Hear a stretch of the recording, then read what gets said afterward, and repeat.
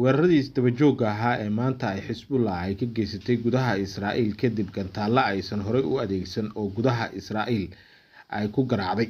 Muuqaalkani waa magaalada dhulka la haysta ee Haifa oo 60 kiiloomitir u jirta xadka Lubnaan. Waa magaalo ka mid ah kuwa ugu muhiimsan Israa'iil iyo weliba magaalooyinka ugu dadka badan dhulka la haysto ee dadka reer Falastiin oo ay hadda ku nool yihiin dad badan oo Israa'iiliyiin ah.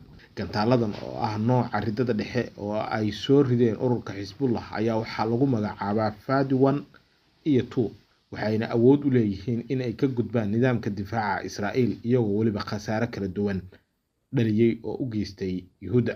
Haddaba maxaa laga diiwaangeliyay dhacdadan cusub ee ay sameeyeen ururka Xisbullah? Dhacdooyinka cusub ee laga diiwaangeliyay kadib duqeymahan aan horey loo arag ee Xisbullah